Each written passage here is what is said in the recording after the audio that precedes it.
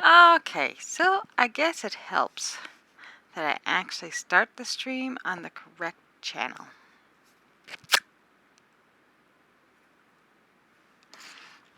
Who could ever figure that?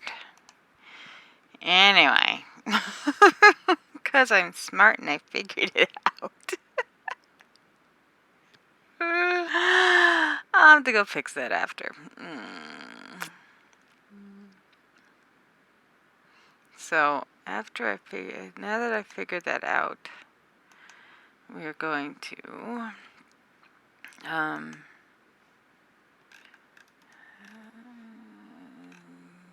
just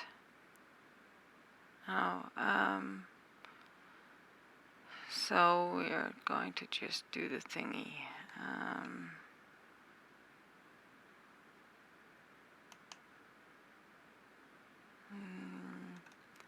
There is the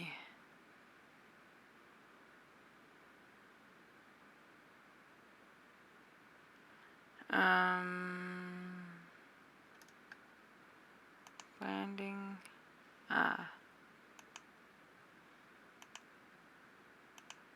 Remove that. And then, because I never noticed that it was covering over the thingy anyway, so I'll fix that later. And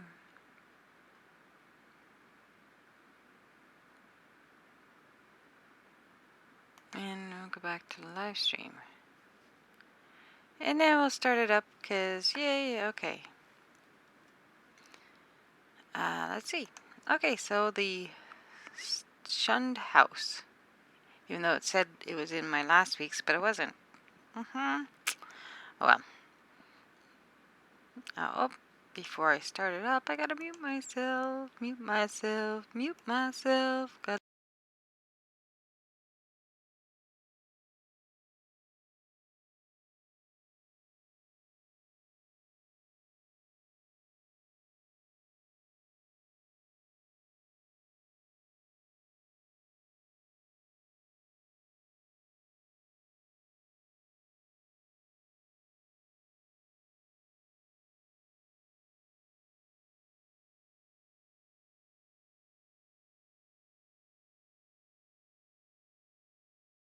This recording is in the public domain.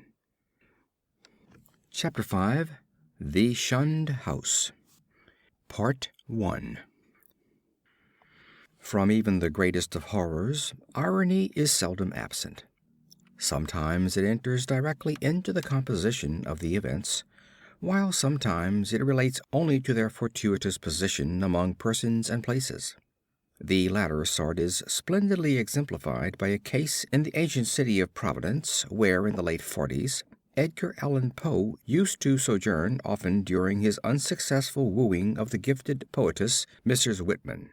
Poe generally stopped at the Mansion House in Benefit Street, the renamed Golden Ball Inn, whose roof has sheltered Washington, Jefferson, and Lafayette, and his favorite walk led northward along the same street to Mrs. Whitman's home and the neighboring hillside churchyard of St. John's, whose hidden expanse of 18th century gravestones had for him a peculiar fascination.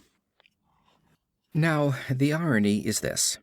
In his walk, so many times repeated, the world's greatest master of the terrible and the bizarre was obliged to pass a particular house on the eastern side of the street, a dingy, antiquated structure perched on the abruptly rising side hill, with a great unkempt yard dating from a time when the region was partly open country.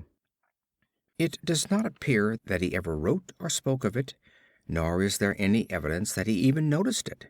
And yet that house, to the two persons in possession of certain information, equals or outranks in horror the wildest fantasy of the genius who so often passed it unknowingly, and stands starkly leering as a symbol of all that is unutterably hideous. The house was, and for that matter still is, of a kind to attract the attention of the curious.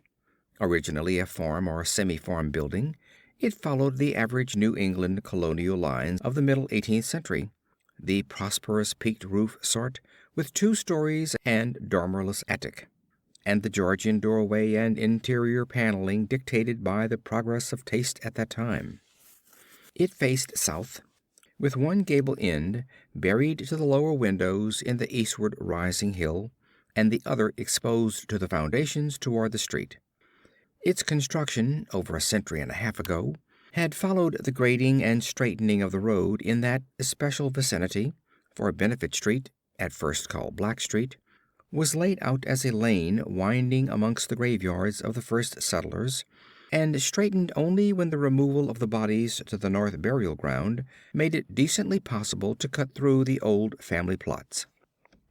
At the start, the western wall had lain some 20 feet up a precipitous lawn from the roadway, but a widening of the street at about the time of the Revolution sheared off most of the intervening space, exposing the foundations so that a brick basement wall had to be made, giving the deep cellar a street frontage with a door and one window above ground, close to the new line of public travel.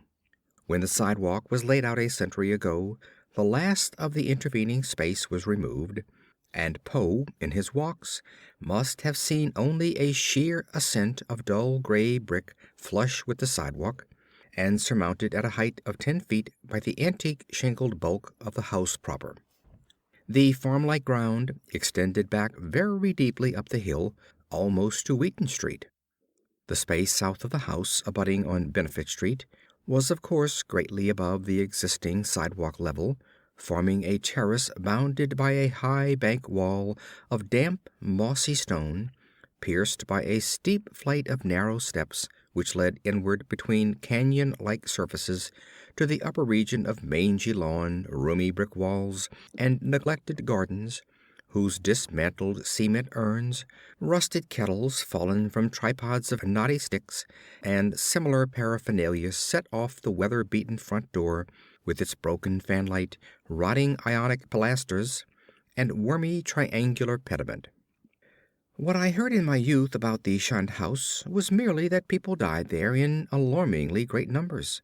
That, I was told, was why the original owners had moved out some 20 years after building the place. It was plainly unhealthy, perhaps because of the dampness and fungus growths in the cellar, the general sickish smell, the drafts of the hallways, or the quality of the well and pump water. These things were bad enough, and these were all that gained belief among the persons whom I knew. Only the notebooks of my antiquarian uncle, Dr. Elihu Whipple, revealed to me at length the darker, vaguer surmises which formed an undercurrent of folklore among old-time servants and humble folk. Surmises which never traveled far, and which were largely forgotten when Providence grew to be a metropolis with a shifting modern population. The general fact is that the house was never considered by the solid part of the community as in any real sense haunted. There were no widespread tales of rattling chains, cold currents of air, extinguished lights, or faces at the window. Extremists sometimes said the house was unlucky, but that is as far as ever they went. What was really beyond dispute is that a frightful proportion of persons died there, or more accurately, had died there, since after some peculiar happenings over 60 years ago, the building had become deserted through the sheer impossibility of renting it. These persons were not all cut off suddenly by any one cause.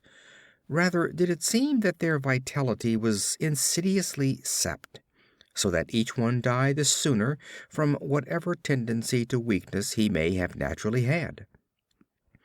And those who did not die displayed in varying degree a type of anemia or consumption, and sometimes a decline of the mental faculties, which spoke ill for the salubriousness of the building. Neighboring houses, it must be added, seemed entirely free from the noxious quality. This much I knew before my insistent questioning led my uncle to show me the notes which finally embarked us both on our hideous investigation. In my childhood, the Shunned house was vacant, with barren, gnarled, and terrible old trees, long, queerly pale grass, and nightmarishly misshapen weeds in the high terraced yard where birds never lingered. We boys used to overrun the place, and I can still recall my youthful terror not only at the morbid strangeness of this sinister vegetation, but at the eldritch atmosphere and odor of the dilapidated house, whose unlocked front door was often entered in quest of shudders. The small paned windows were largely broken, and a nameless air of desolation hung round the precarious paneling, shaky interior shutters, peeling wallpaper, falling plaster, rickety staircases, and such fragments of battered furniture as still remained. The dust and cobwebs added their touch of the fearful, and brave indeed was the boy who would voluntarily ascend the ladder to the attic, a vast raftered length lighted only by small blinking windows at the gable ends, and filled with a massive wreckage of chests, chairs, and spinning wheels which infinite years of deposit had shrouded and festooned into monstrous and hellish shapes. But, after all, the attic was not the most terrible part of the house. It was the dank, humid cellar, which somehow exerted the strongest repulsion on us, even though it was wholly above ground on the street side, with only a thin door and window-pierced brick wall to separate it from the busy sidewalk. We scarcely knew whether to haunt it in spectral fascination, or to shun it for the sake of our souls and our sanity. For one thing, the bad odor of the house was strongest there, and for another thing, we did not like the white fungus growths which occasionally sprang up in rainy summer weather from the hard earth floor. These fungi, grotesquely like the vegetation in the yard outside, were truly horrible in their outlines, detestable parodies of toadstools and Indian pipes, whose like we had never seen in any other situation. They rotted quickly, and at one stage became slightly phosphorescent, so that nocturnal passers-by sometimes spoke of witch fires glowing behind the broken panes of the fetor-spreading windows. We never, even in our wildest Halloween moods, visited this cellar by night, but in some of our daytime visits could detect the phosphorescence, especially when the day was dark and wet. There was also a subtler thing we often thought we detected, a very strange thing which was, however, merely suggestive at most. I refer to a sort of cloudy whitish pattern on the dirt floor, a vague shifting deposit of mold or niter which we sometimes thought we could trace amid the sparse fungus growths near the huge fireplace of the basement kitchen.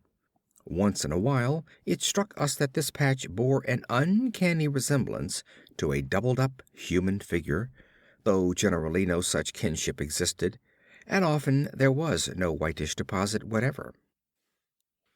On a certain rainy afternoon, when this illusion seemed phenomenally strong, and when, in addition, I had fancied I glimpsed a kind of thin, yellowish, shimmering exhalation rising from the nitrous pattern toward the yawning fireplace, I spoke to my uncle about the matter.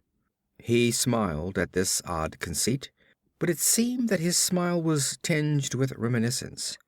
Later I heard that a similar notion entered into some of the wild ancient tales of the common folk, a notion likewise alluding to ghoulish, wolfish shapes taken by smoke from the great chimney, and queer contours assumed by certain of the sinuous tree roots that thrust their way into the cellar through the loose foundation stones. Part 2. Not till my adult years did my uncle set before me the notes and data which he had collected concerning the Shunned house. Dr. Whipple was a sane, conservative physician of the old school, and for all his interest in the place was not eager to encourage young thoughts toward the abnormal. His own view, postulating simply a building and location of markedly unsanitary qualities, had nothing to do with abnormality, but he realized that the very picturesqueness which aroused his own interest would in a boy's fanciful mind take on all manner of gruesome imaginative associations. The doctor was a bachelor, a white-haired, clean-shaven, old-fashioned gentleman, and a local historian of note, who had often broken a lance with such controversial guardians of tradition as Sidney S. Ryder and Thompson W. Bicknell. He lived with one manservant in a Georgian homestead, with knocker and iron rail steps, balanced eerily on the steep ascent of North Court Street, beside the ancient brick court and colony house where his grandfather, a cousin of that celebrated privateersman Captain Whipple, who burnt His Majesty's armed schooner Gaspee in 1772, had voted in the legislature on May 4th, 1776, for the independence of the Rhode Island colony. Around him, in the damp, low-ceiled library, with the musty white paneling, heavy carved overmantel, and small-paned, vine-shaded windows, were the relics and records of his ancient family, among which were many dubious allusions to the Shunned house in Benefit Street. That pest spot lies not far distant, for Benefit runs ledgewise just above the courthouse along the precipitous hill up which the first settlement climbed. When, in the end, my insistent pestering and maturing years evoked from my uncle the hoarded lore I sought, there lay before me a strange enough chronicle, long-winded, statistical, and drearily genealogical as some of the matter was. There ran through it a continuous thread of brooding, tenacious horror and preternatural malevolence, which impressed me even more than it had impressed the good doctor. Separate events fitted together uncannily, and seemingly irrelevant details held mines of hideous possibilities. A new and burning curiosity grew in me, compared to which my boyish curiosity was feeble and inchoate. The first revelation led to an exhaustive research, and finally to that shuddering quest which proved so disastrous to myself and mine. For at the last my uncle insisted on joining the search I had commenced, and after a certain night in that house he did not come away with me. I am lonely without that gentle soul whose long years were filled only with honor, virtue, good taste, benevolence, and learning. I have reared a marble urn in his memory in St. John's churchyard, the place that Poe loved, the hidden grove of giant willows on the hill, where tombs and headstones huddle quietly between the hoary bulk of the church and the houses and bank walls of Benefit Street.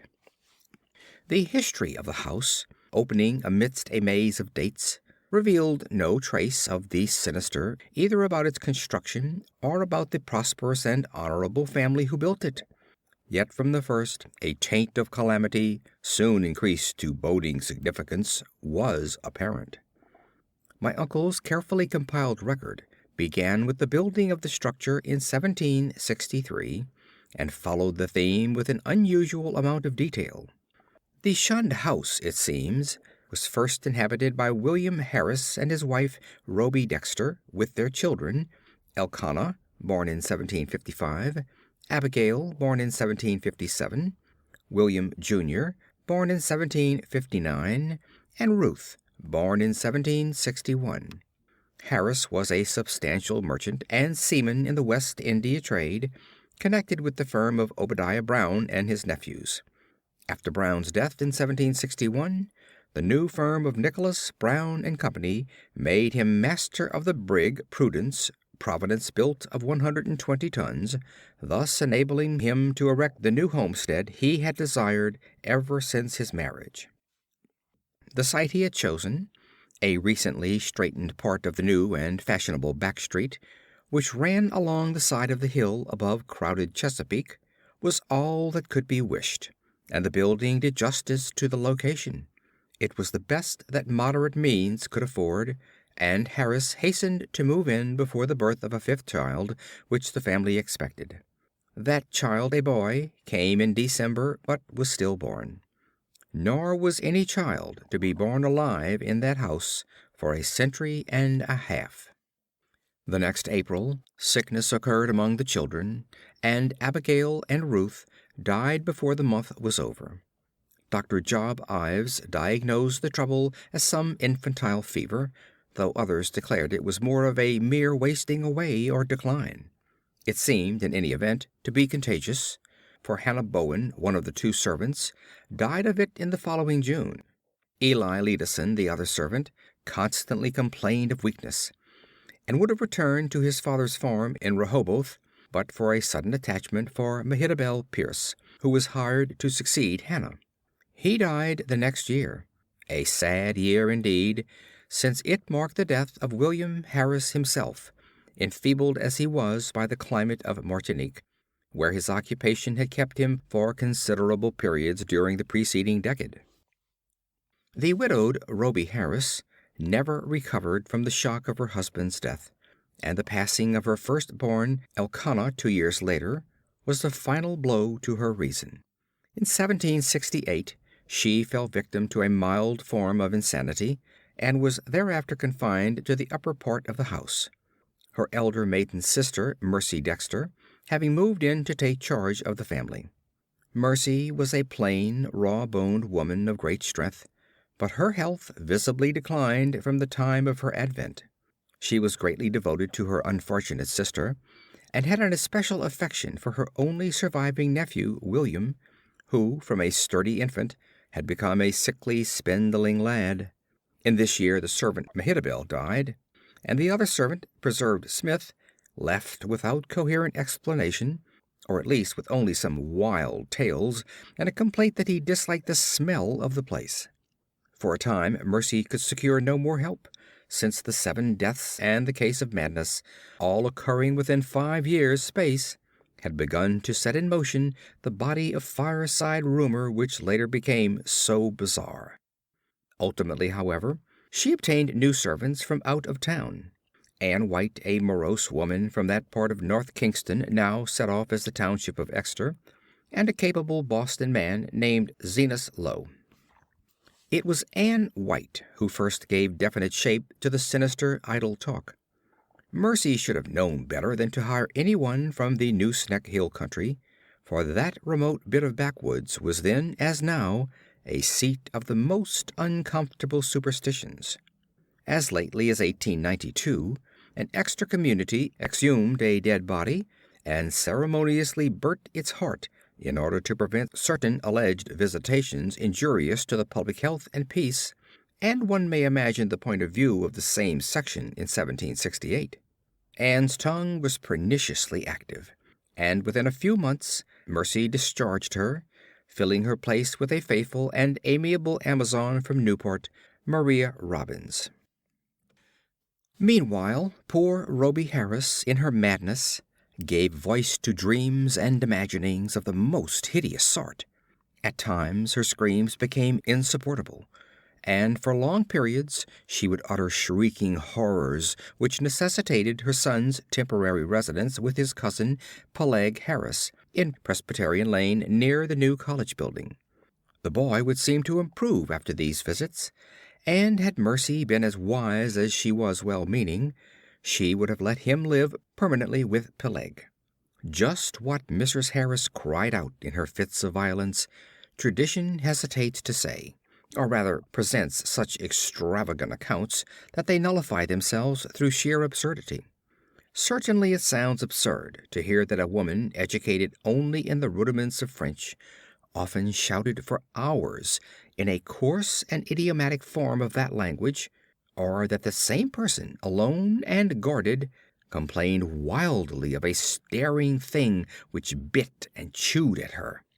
In 1772 the servant Zenas died, and when Mrs. Harris heard of it, she laughed with a shocking delight utterly foreign to her. The next year she herself died, and was laid to rest in the North Burial Ground beside her husband. Upon the outbreak of trouble with Great Britain in 1775, William Harris, despite his scant 16 years and feeble constitution, managed to enlist in the Army of Observation under General Greene, and from that time on enjoyed a steady rise in health and prestige. In 1780, as a captain in the Rhode Island forces in New Jersey under Colonel Angell, he met and married Phoebe Hetfield of Elizabethtown, whom he brought to Providence upon his honorable discharge in the following year. The young soldier's return was not a thing of unmitigated happiness. The house, it is true, was still in good condition, and the street had been widened and changed in name from Back Street to Benefit Street.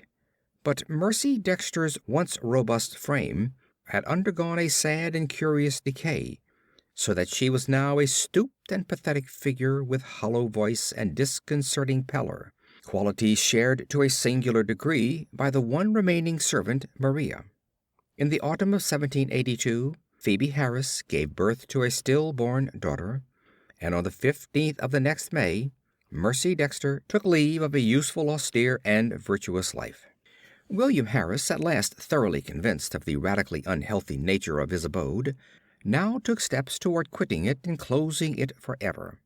Securing temporary quarters for himself and his wife at the newly opened Golden Ball Inn, he arranged for the building of a new and finer house in Westminster Street, in the growing part of the town across the Great Bridge. There, in 1785, his son Duty was born, and there the family dwelt till the encroachments of commerce drove them back across the river and over the hill to Angell Street, in the newer East Side residence district, where the late Archer Harris built his sumptuous but hideous French-roofed mansion in 1876. William and Phoebe both succumbed to the yellow fever epidemic of 1797, but Duty was brought up by his cousin Rathbone Harris, Peleg's son. Rathbone was a practical man, and rented the Benefit House despite William's wish to keep it vacant. He considered it an obligation to his ward to make the most of all the boy's property, nor did he concern himself with the deaths and illnesses which caused so many changes of tenants, or the steadily growing aversion with which the house was generally regarded. It is likely that he felt only vexation when, in 1804, the town council ordered him to fumigate the place with sulphur, tar, and gum camphor, on account of the much discussed deaths of 4 persons, presumably caused by the then diminishing fever epidemic. They said the place had a febrile smell. Duty himself thought little of the house, for he grew up to be a privateersman, and served with distinction on the Vigilant under Captain Cahoon in the war of 1812. He returned unharmed, married in 1814, and became a father on that memorable night of 1723, 1815, when a great gale drove the waters of the bay over half the town, and floated a tall sloop well up Westminster Street, so that its masts almost tapped the Harrises' window in symbolic affirmation that the new boy, Welcome, was a seaman's son. Welcome did not survive his father, but lived to perish gloriously at Fredericksburg in 1862. Neither he nor his son Archer knew of the Shunned house as other than a nuisance almost impossible to rent, perhaps on account of the mustiness and sickly odor of unkempt old age. Indeed, it never was rented after a series of deaths culminating in 1861, which the excitement of the war tended to throw into obscurity. Carrington Harris, last of the male line, knew it only as a deserted and somewhat picturesque center of legend until I told him my experience. He had meant to tear it down and build an apartment house on the site, but after my account decided to let it stand, install plumbing, and rent it. Nor has he yet had any difficulty in obtaining tenants. The horror has gone. Part 3. It may well be imagined how powerfully I was affected by the annals of the Harrises. In this continuous record there seemed to me to brood a persistent evil beyond anything in nature as I had known it. An evil clearly connected with the house and not with the family. This impression was confirmed by my uncle's less systematic array of miscellaneous data, legends transcribed from servant gossip, cuttings from the papers, copies of death certificates by fellow physicians, and the like. All this material I cannot hope to give, for my uncle was a tireless antiquarian and very deeply interested in the Shunned house, but I may refer to several dominant points which earn notice by their recurrence through many reports from diverse sources. For example, the servant gossip was practically unanimous in attributing to the fungus and malodorous cellar of the house a vast supremacy in evil influence. There had been servants, Anne White especially, who would not use the cellar kitchen, and at least three well-defined legends bore upon the queer quasi-human or diabolic outlines assumed by tree roots and patches of mold in that region. These latter narratives interested me profoundly on account of what I had seen in my boyhood, but I felt that most of the significance had in each case been largely obscured by additions from the common stock of local ghost lore.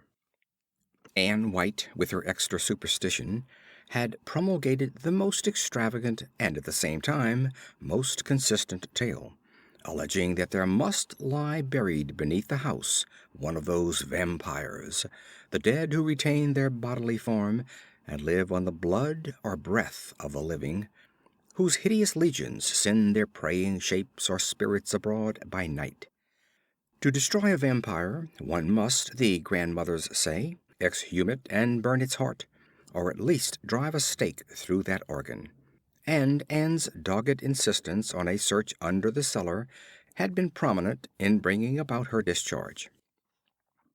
Her tales, however, commanded a wide audience, and were the more readily accepted because the house indeed stood on land once used for burial purposes. To me, their interest depended less on this circumstance than on the peculiarly appropriate way in which they dovetailed with certain other things. The complaint of the departing servant, Preserved Smith, who had preceded Anne and never heard of her, that something sucked his breath at night. The death certificates of the fever victims of 1804, issued by Dr. Chad Hopkins, and showing the four deceased persons all unaccountably lacking in blood, and the obscure passages of poor Rhoby Harris's ravings, where she complained of the sharp teeth of a glassy-eyed, half-visible presence. Free from unwarranted superstition though I am, these things produced in me an odd sensation, which was intensified by a pair of widely separate newspaper cuttings relating to deaths in the Shunned house. One from the Providence Gazette and Country Journal of April 12, 1815, and the other from the Daily Transcript and Chronicle of October 27, 1845, each of which detailed an appallingly grisly circumstance whose duplication was remarkable. It seems that in both instances the dying person, in 1815 a gentle old lady named Stafford, and in 1845 a school teacher of middle age named Eleazar Durfee, became transfigured in a horrible way, glaring glassily and attempting to bite the throat of the attending physician. Even more puzzling, though, was the final case which put an end to the renting of the house. A series of anemia deaths preceded by progressive madness, wherein the patient would craftily attempt the lives of his relatives by incisions in the neck or wrist. This was in 1860 and 1861, when my uncle had just begun his medical practice, and before leaving for the front he heard much of it from his elder professional colleagues. The really inexplicable thing was the way in which the victims, ignorant people, for the ill-smelling and widely shunned house could now be rented to no others, would babble maledictions in French, a language they could not possibly have studied to any extent. It made one think of poor Rhoby Harris nearly a century before, and so moved my uncle that he commenced collecting historical data on the house after listening, some time subsequent to his return from the war, to the first-hand account of Doctors Chase and Whitmarsh. Indeed, I could see that my uncle had thought deeply on the subject, and that he was glad of my own interest, an open-minded and sympathetic interest, which enabled him to discuss with me matters at which others would merely have laughed. His fancy had not gone so far as mine, but he felt that the place was rare in its imaginative potentialities, and worthy of note as an inspiration in the field of the grotesque and macabre. For my part, I was disposed to take the whole subject with profound seriousness, and began at once not only to review the evidence, but to accumulate as much more as I could. I talked with the elderly Archer Harris, then owner of the house, many times before his death in 1916, and obtained from him and his still surviving maiden aunt, Alice, an authentic corroboration of all the family data my uncle had collected. When, however, I asked them what connection with France or its language the house could have, they confessed themselves as frankly baffled and ignorant as I. Archer knew nothing, and all that Miss Harris could say was that an old illusion her grandfather, Duty Harris, had heard of might shed a little light.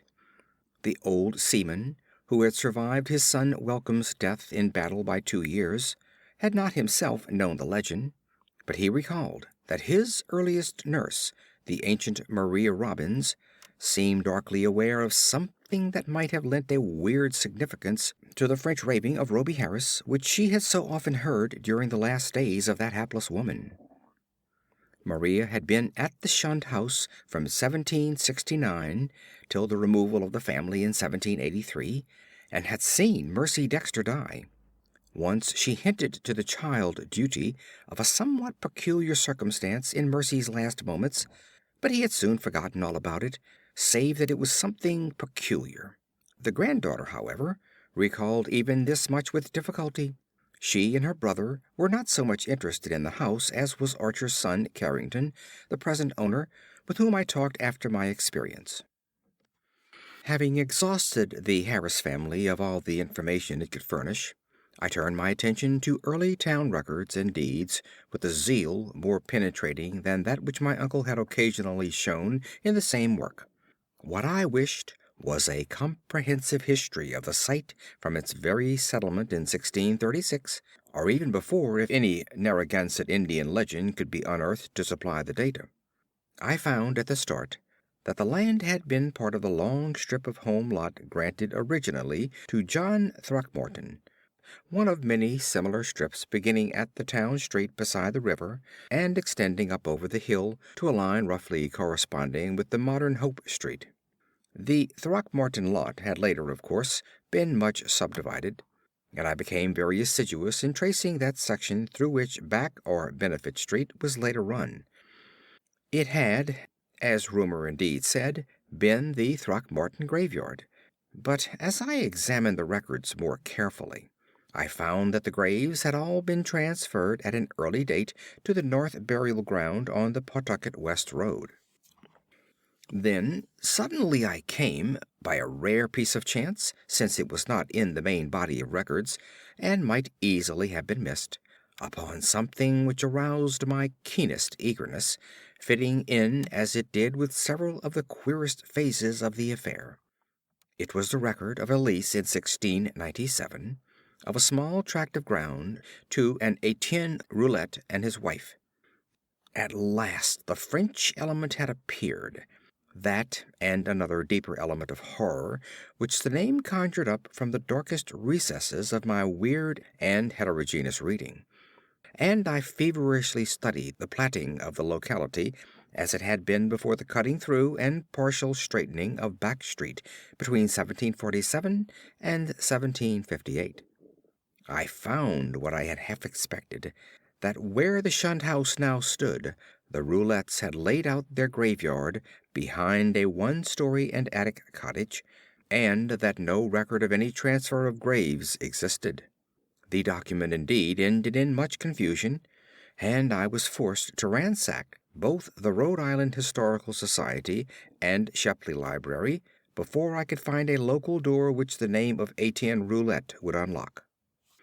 In the end I did find something of such vague but monstrous import that I set about at once to examine the cellar of the Shunned house itself with a new and excited minuteness. The Roulettes, it seemed, had come in 1696 from East Greenwich, down the west shore of Narragansett Bay.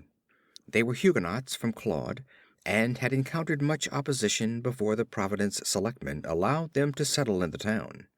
Unpopularity had dogged them in East Greenwich, whither they had come in 1686, after the revocation of the Edict of Nantes, and rumor said that the cause of dislike extended beyond mere racial and national prejudice, or the land disputes which involved other French settlers with the English in rivalries which not even Governor Andros could quell. But their ardent Protestantism Too ardent, some whispered, and their evident distress when virtually driven from the village down the bay had moved the sympathy of the town fathers. Here the strangers had been granted a haven, and the swarthy Etienne Roulette, less apt at agriculture than at reading queer books and drawing queer diagrams, was given a clerical post in the warehouse at Pardon Tinglehast's wharf, far south in Town Street. There had, however, been a riot of some sort later on, perhaps 40 years later, after old Roulette's death, and no one seemed to hear of the family after that. For a century or more, it appeared, the Roulettes had been well remembered and frequently discussed as vivid incidents in the quiet life of a New England seaport. Etienne's son, Paul, a surly fellow whose erratic conduct had probably provoked the riot which wiped out the family, was particularly a source of speculation, and though Providence never shared the witchcraft panics of her Puritan neighbors, it was freely intimated by old wives that his prayers were neither uttered at the proper time nor directed toward the proper object. All this had undoubtedly formed the basis of the legend known by old Maria Robbins. What relation it had to the French ravings of Roby Harris and other inhabitants of the Shunned house, imagination or future discovery alone would determine. I wondered how many of those who had known the legends realized that additional link with the terrible which my wider reading had given me, that ominous item in the annals of morbid horror which tells of the creature Jacques Roulette of Claude, who in 1598 was condemned to death as a demoniac, but afterwards saved from the stake by the Paris Parliament and shut in a madhouse. He had been found covered with blood and shreds of flesh in a wood shortly after the killing and rending of a boy by a pair of wolves. One wolf was seen to lope away unhurt. Surely a pretty hearthside tale, with a queer significance as to name and place. But I decided that the Providence gossips could not have generally known of it. Had they known, the coincidence of names would have brought some drastic and frightened action. Indeed, might not its limited whispering have precipitated the final riot which erased the Roulettes from the town? I now visited the accursed place with increased frequency, studying the unwholesome vegetation of the garden, examining all the walls of the building, and poring over every inch of the earthen cellar floor. Finally, with Carrington Harris's permission, I fitted a key to the disused door opening from the cellar directly upon Benefit Street, preferring to have a more immediate access to the outside world than the dark stairs, ground floor hall, and front door could give. There, where morbidity lurked most thickly, I searched and poked during long afternoons when the sunlight filtered in through the cobwebbed above-ground windows, and a sense of security glowed from the unlocked door, which placed me only a few feet from the placid sidewalk outside. Nothing new rewarded my efforts. Only the same depressing mustiness and faint suggestions of noxious odors and nitrous outlines on the floor, and I fancy that many pedestrians must have watched me curiously through the broken panes. At length, upon a suggestion of my uncle's, I decided to try the spot nocturnally, and one stormy midnight ran the beams of an electric torch over the moldy floor with its uncanny shapes and distorted, half-phosphorescent fungi. The place had dispirited me curiously that evening, and I was almost prepared when I saw, or thought I saw, amid the whitish deposits, a particularly sharp definition of the huddled form I had suspected from boyhood. Its clearness was astonishing and unprecedented, and as I watched, I seemed to see again the thin, yellowish, shimmering exhalation which had startled me on that rainy afternoon so many years before. Above the anthropomorphic patch of mold by the fireplace it rose, a subtle, sickish, almost luminous vapor, which, as it hung trembling in the dampness, seemed to develop vague and shocking suggestions of form, gradually trailing off into nebulous decay and passing up into the blackness of the great chimney with a fetor in its wake. It was truly horrible, and the more so to me because of what I knew of the spot. Refusing to flee, I watched it fade, and as I watched, I felt that it was in turn watching me greedily, with eyes more imaginable than visible. When I told my uncle about it, he was greatly aroused, and after a tense hour of reflection, arrived at a definite and drastic decision. Weighing in his mind the importance of the matter and the significance of our relation to it, he insisted that we both test, and if possible destroy, the horror of the house by a joint night or nights of aggressive vigil in that musty and fungus-cursed cellar. Part 4.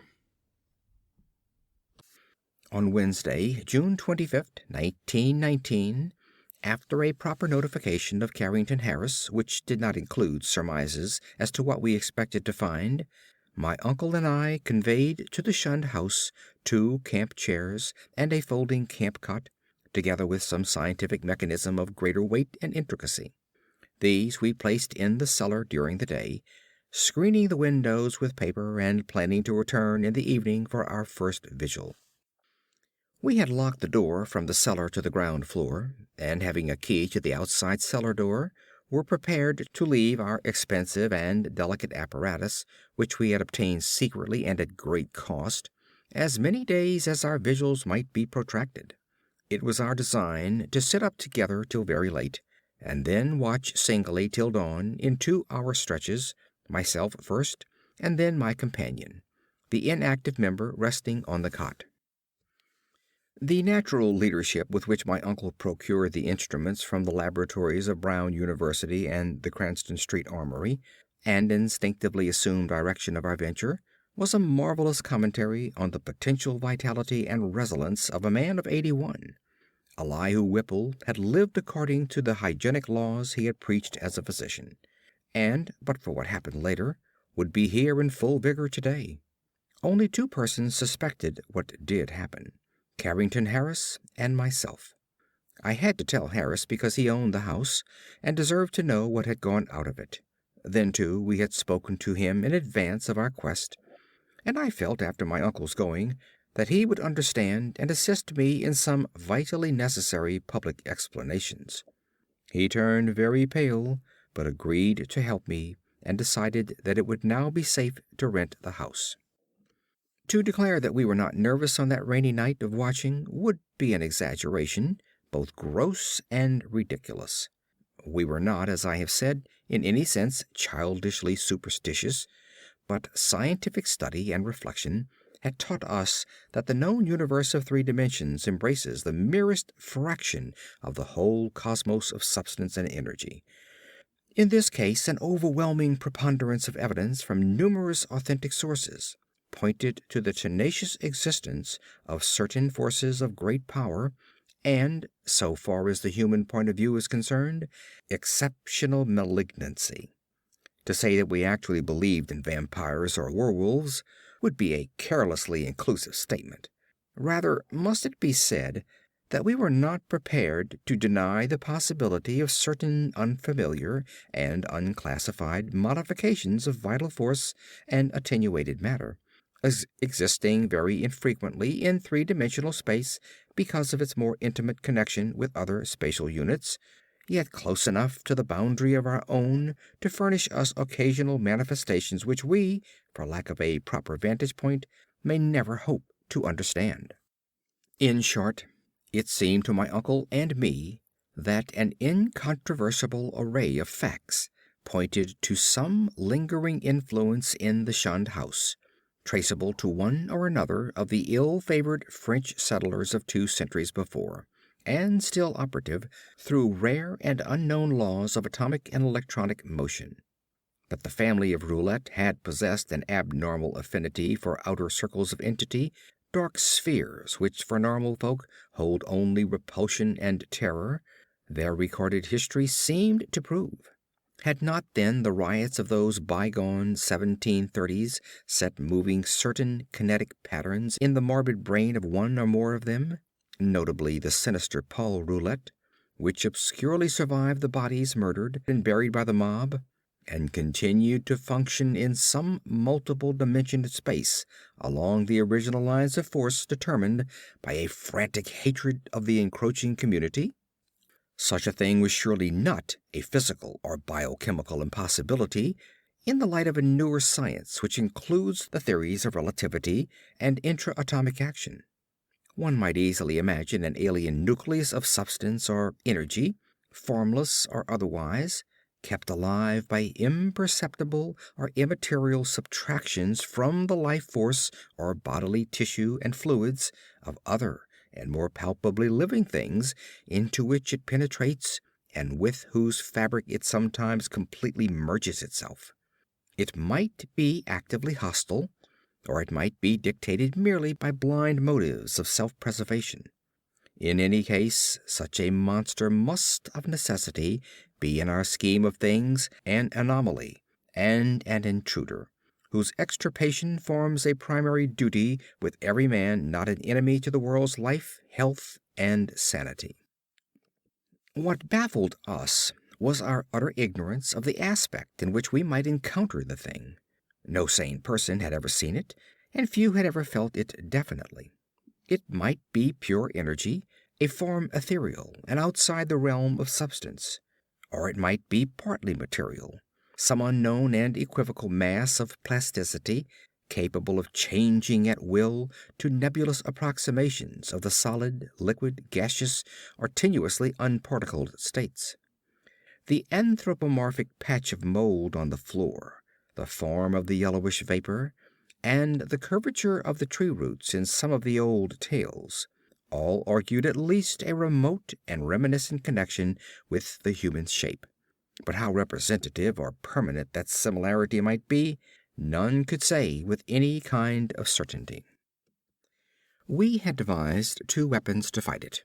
A large and specially fitted Crookes tube, operated by powerful storage batteries, and provided with peculiar screens and reflectors, in case it proved intangible and opposable only by vigorously destructive ether radiations, and a pair of military flamethrowers of the sort used in the World War, in case it proved partly material and susceptible of mechanical destruction, for like the superstitious Exeter rustics, we were prepared to burn the thing's heart out, if heart existed to burn.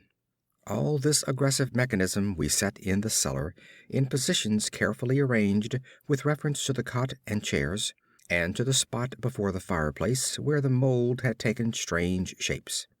That suggestive patch, by the way, was only faintly visible when we placed our furniture and instruments, and when we returned that evening for the actual vigil. For the moment, I half doubted that I had ever seen it in the more definitely limned form, but then I thought of the legends. Our cellar vigil began at 10 p.m. daylight saving time, and as it continued, we found no promise of pertinent developments. A weak, filtered glow from the rain-harassed street lamps outside, and a feeble phosphorescence from the detestable fungi within, showed the dripping stone of the walls, from which all traces of whitewash had vanished. The dank, fetid, and mildew-tainted hard earth floor with its obscene fungi, the rotting remnants of what had been stools, chairs, and tables, and other more shapeless furniture, the heavy planks and massive beams of the ground floor overhead, the decrepit plank door leading to bins and chambers beneath other parts of the house, the crumbling stone staircase with ruined wooden handrail, and the crude and cavernous fireplace of the blackened brick, where rusted iron fragments revealed the past presence of hooks, andirons, spit crane, and a door to the Dutch oven. These things, and our austere cot and camp chairs, and the heavy and intricate destructive machinery we had brought. We had, as in our own former explorations, left the door to the street unlocked, so that a direct and practical path of escape might lie open in case of manifestations beyond our power to deal with. It was our idea that our continued nocturnal presence would call forth whatever malign entity lurked there, and that being prepared, we could dispose of the thing with one or the other of our provided means as soon as we had recognized and observed it sufficiently. How long it might require to evoke and extinguish the thing, we had no notion. It occurred to us, too, that our venture was far from safe, for in what strength the thing might appear no one could tell. But we deemed the game worth the hazard, and embarked on it alone and unhesitatingly, conscious that the seeking of outside aid would only expose us to ridicule, and perhaps defeat our entire purpose. Such was our frame of mind as we talked far into the night, till my uncle's growing drowsiness made me remind him to lie down for his 2 hours' sleep. Something like fear chilled me as I sat there in the small hours alone. I say alone, for one who sits by a sleeper is indeed alone, perhaps more alone than he can realize.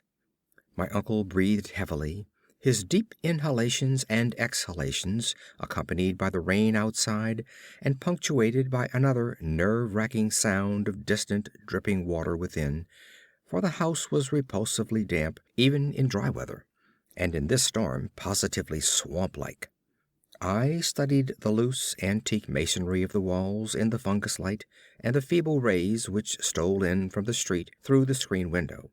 And once, when the noisome atmosphere of the place seemed about to sicken me, I opened the door and looked up and down the street, feasting my eyes on familiar sights and my nostrils on wholesome air.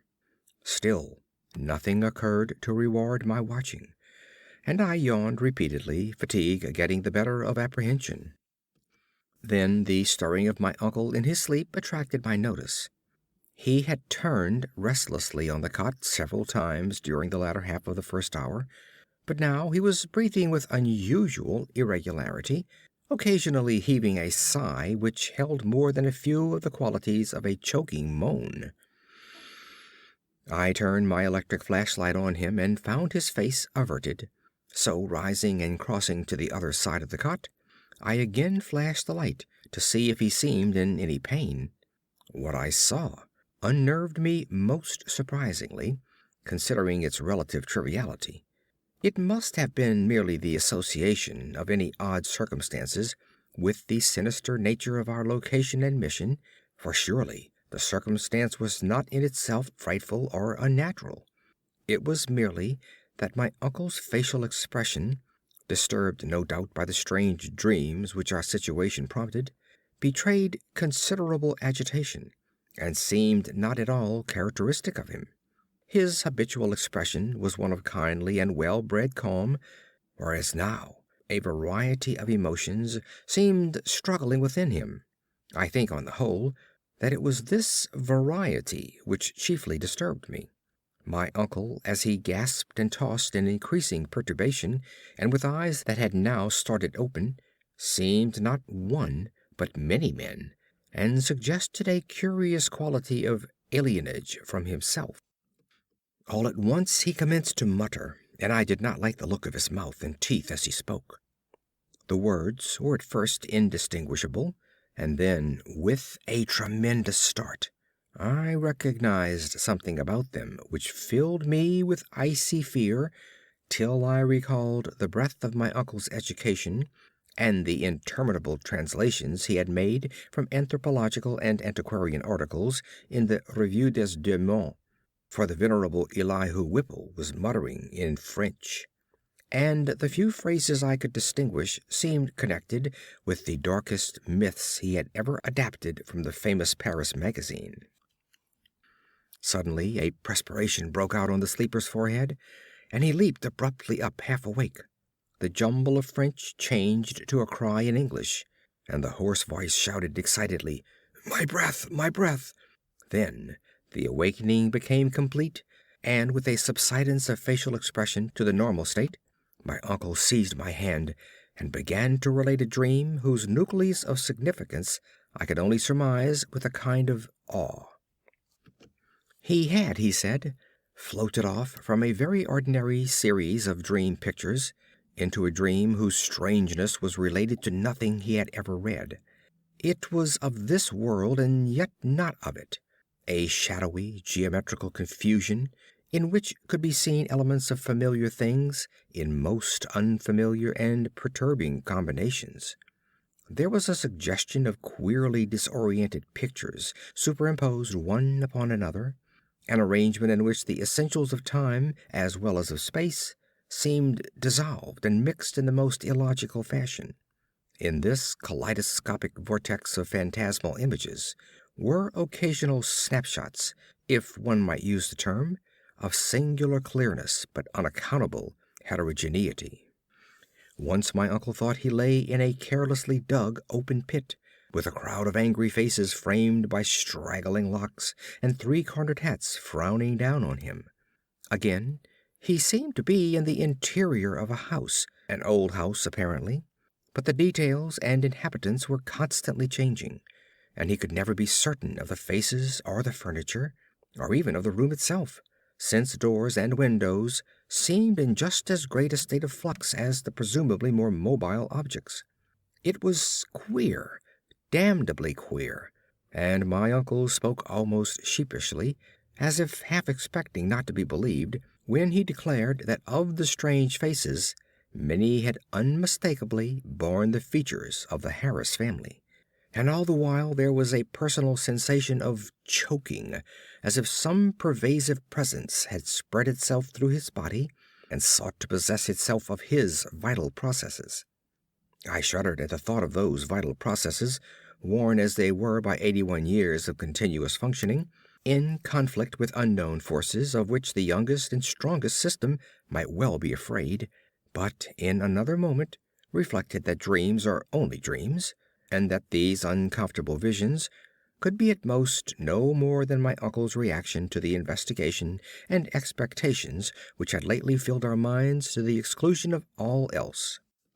Conversation also soon tended to dispel my sense of strangeness, and in time I yielded to my yawns and took my turn at slumber. My uncle seemed now very wakeful, and welcomed his period of watching, even though the nightmare had roused him far ahead of his allotted 2 hours. Sleep seized me quickly, and I was at once haunted with dreams of the most disturbing kind. I felt in my visions a cosmic and abysmal loneness, with hostility surging from all sides upon some prison where I lay confined. I seemed bound and gagged, and taunted by the echoing yells of distant multitudes who thirsted for my blood. My uncle's face came to me with less pleasant association than in waking hours, and I recall many futile struggles and attempts to scream. It was not a pleasant sleep, and for a second I was not sorry for the echoing shriek which clove through the barrier of dream and flung me to a sharp and startled awakeness, in which every actual object before my eyes stood out with more than natural clearness and reality. Section 5. I had been lying with my face away from my uncle's chair, so that in this sudden flash of awakening I saw only the door to the street, the window, and the wall and floor and ceiling toward the north of the room, all photographed with morbid vividness on my brain in a light brighter than the glow of the fungi or the rays from the street outside.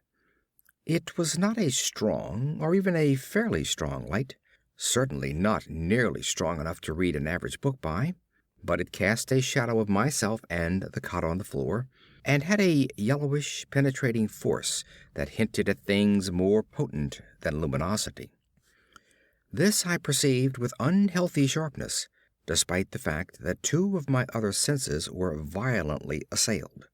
For on my ears rang the reverberations of that shocking scream, while my nostrils revolted at the stench which filled the place.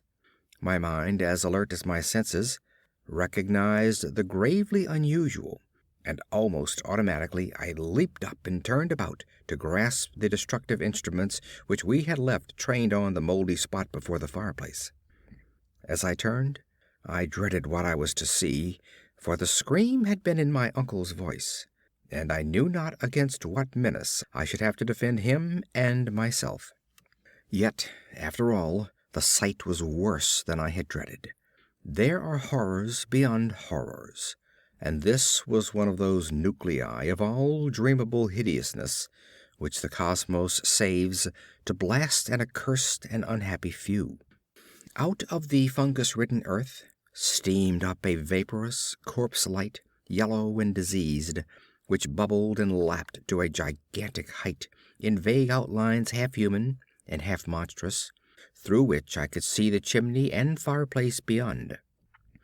It was all eyes, wolfish and mocking, and the rugose insect-like head dissolved at the top to a thin stream of mist which curled putridly about and finally vanished up the chimney.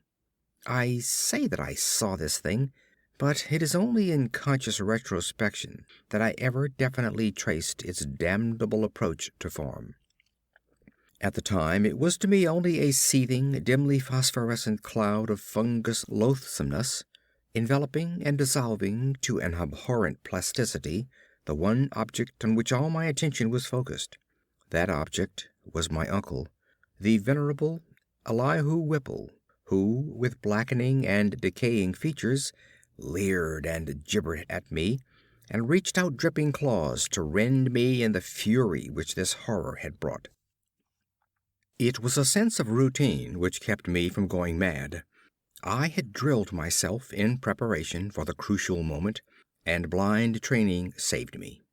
Recognizing the bubbling evil as no substance reachable by matter or material chemistry, and therefore ignoring the flamethrower which loomed on my left, I threw on the current of the Crookes tube apparatus, and focused toward that scene of immortal blasphemousness, the strongest ether radiations which man's art can rouse from the spaces and fluids of nature. There was a bluish haze and a frenzied sputtering, and the yellowish phosphorescence grew dimmer to my eyes. But I saw the dimness was only that of contrast, and that the waves from the machine had no effect whatever. Then, in the midst of that demoniac spectacle, I saw a fresh horror which brought cries to my lips and sent me fumbling and staggering toward that unlocked door to the quiet street, careless of what abnormal terrors I loosed upon the world, or what thoughts or judgments of men I brought down upon my head. In that dim blend of blue and yellow, the form of my uncle had commenced a nauseous liquefaction whose essence eludes all description, and in which there played across his vanishing face such changes of identity as only madness can conceive. He was at once a devil and a multitude, a charnel house and a pageant.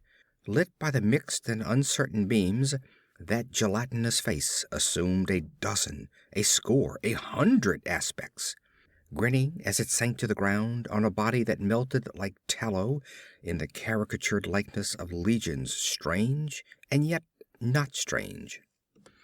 I saw the features of the Harris line, masculine and feminine, adult and infantile, and other features old and young, coarse and refined, familiar and unfamiliar. For a second there flashed a degraded counterfeit of a miniature of poor mad Rhoby Harris that I had seen in the School of Design Museum, and another time I thought I caught the raw-boned image of Mercy Dexter as I recalled her from a painting in Carrington Harris's house. It was frightful beyond conception. Toward the last, when a curious blend of servant and baby visages flickered close to the fungoid floor, where a pool of greenish grease was spreading, it seemed as though the shifting features fought against themselves and strove to form contours like those of my uncle's kindly face. I like to think that he existed at that moment, and that he tried to bid me farewell. It seems to me I hiccuped a farewell from my own parched throat as I lurched out into the street, a thin stream of grease following me through the door to the rain-drenched sidewalk. The rest is shadowy and monstrous. There was no one in the soaking street, and in all the world there was no one I dared tell. I walked aimlessly south past College Hill and the Athenaeum, down Hopkins Street, and over the bridge to the business section, where tall buildings seemed to guard me as modern material things guard the world from ancient and unwholesome wonder. Then gray dawn unfolded wetly from the east, silhouetting the archaic hill and its venerable steeples, and beckoning me to the place where my terrible work was still unfinished. And in the end I went, wet, hatless, and dazed in the morning light, and entered that awful door in Benefit Street, which I had left ajar and which still swung cryptically in full sight of the early householders to whom I dared not speak. The grease was gone, for the moldy floor was porous, and in front of the fireplace was no vestige of the giant doubled-up form traced in niter. I looked at the cot, the chairs, the instruments, my neglected hat, and the yellowed straw hat of my uncle. Dazedness was uppermost, and I could scarcely recall what was dream and what was reality. Then thought trickled back, and I knew that I had witnessed things more horrible than I had dreamed. Sitting down, I tried to conjecture, as near as sanity would let me, just what had happened, and how I might end the horror, if indeed it had been real. Matter it seemed not to be, nor ether, nor anything else conceivable by mortal mind. What then but some exotic emanation, some vampirish vapor, such as Exeter rustics tell of as lurking over certain churchyards? This I felt was the clue, and again I looked at the floor before the fireplace, where the mold and the niter had taken strange forms. In 10 minutes my mind was made up, and taking my hat I set out for home, where I bathed, ate, and gave by telephone an order for a pickaxe, a spade, a military gas mask, and 6 carboys of sulfuric acid, all to be delivered the next morning at the cellar door of the Shunned house in Benefit Street. After that I tried to sleep, and failing, passed the hours in reading and in the composition of inane verses to counteract my mood. At 11 a.m. the next day I commenced digging. It was sunny weather, and I was glad of that. I was still alone, for as much as I feared the unknown horror I sought, there was more fear in the thought of telling anybody. Later I told Harris, only through sheer necessity, and because he had heard odd tales from old people which disposed him ever so little toward belief. As I turned up the stinking black earth in front of the fireplace, my spade causing a viscous yellow ichor to ooze from the white fungi which it severed, I trembled at the dubious thoughts of what I might uncover. Some secrets of inner earth are not good for mankind, and this seemed to me one of them. My hand shook perceptibly, but still I delved, after a while standing in the large hole I had made. With the deepening of the hole, which was about 6 feet square, the evil smell increased, and I lost all doubt of my imminent contact with the hellish thing whose emanations had cursed the house for over a century and a half. I wondered what it would look like, what its form and substance would be, and how big it might have waxed through long ages of life-sucking. At length I climbed out of the hole and dispersed the heaped-up dirt, then arranging the great carboys of acid around and near 2 sides, so that when necessary I might empty them all down the aperture in quick succession. After that I dumped earth only along the other 2 sides, working more slowly and donning my gas mask as the smell grew. I was nearly unnerved at my proximity to a nameless thing at the bottom of a pit. Suddenly my spade struck something softer than earth. I shuddered and made a motion as if to climb out of the hole, which was now as deep as my neck. Then courage returned, and I scraped away more dirt in the light of the electric torch I had provided. The surface I uncovered was fishy and glassy, a kind of semi-putrid congealed jelly with suggestions of translucency. I scraped further and saw that it had form. There was a rift where a part of the substance was folded over. The exposed area was huge and roughly cylindrical, like a mammoth soft blue-white stovepipe doubled in 2, its largest part some 2 feet in diameter.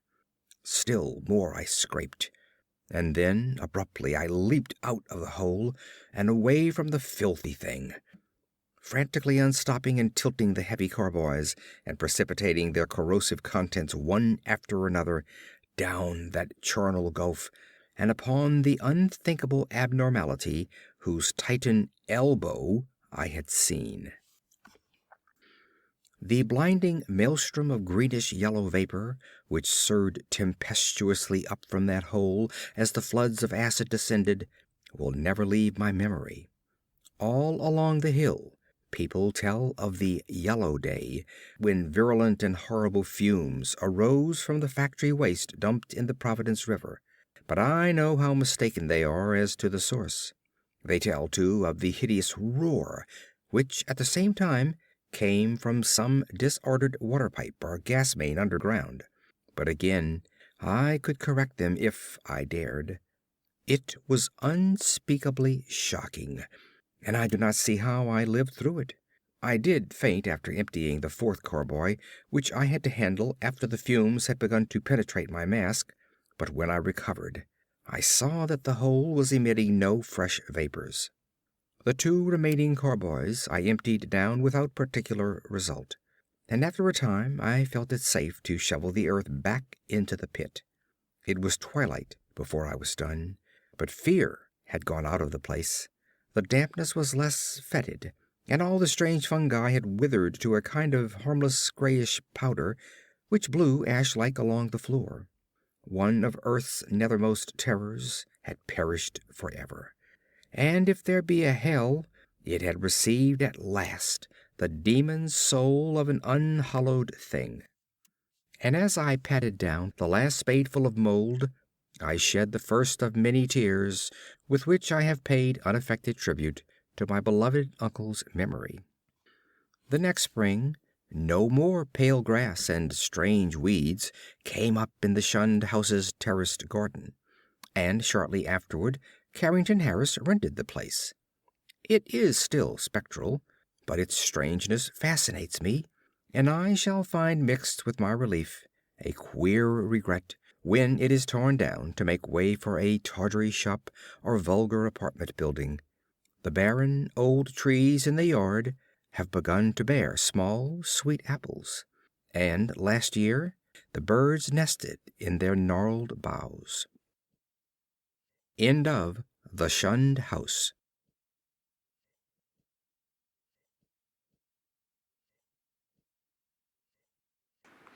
End of The Shunned House. So that was all right. Well, a little loud still. Oh well, that's okay. So, yeah, that was pretty good. I love that story. And I'm pretty sure I did it before a long time ago. But I love it. So, I hope you enjoyed The Shunned House. Next week, I'm not sure what I'm gonna do. Put in a request, and we'll get it worked out. LibriVox.org is the LibriVox.org. Copy and paste in the chat. I've been doing books from there because they are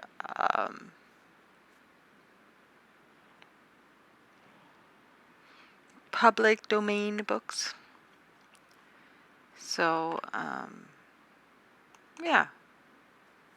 So that's where I've been keeping my books from. So I hope you guys enjoyed it. Thanks for coming by, and as usual, like and subscribe. And I'm going to finish off this little, it's only a little tiny white spot. And then next week I'll work on her hair. You probably see that better than the white. The white's really hard to see. It's even hard to see for me. And I'm right in front of it. I'm right in front of it. Bad jokes. I don't have any good ones, so yeah, you'll have to deal with that. Okay, love you guys. have a wonderful weekend and a wonderful Easter. And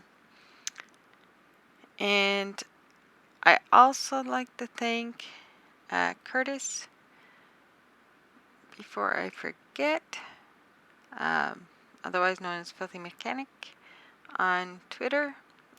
He was able to send me a few parts that helped me get this thing all running and back up and doing my hands again. So, yay! And to Darth Killer, is it Darth Killer? Darth Killer on Twitter. I had some video card problems this week, and he suggested a fix, and it seems like it helped me out. So we'll see. Fingers crossed. And like I said, like, subscribe, all that fun stuff, and we'll see you next week. Bye. Bye.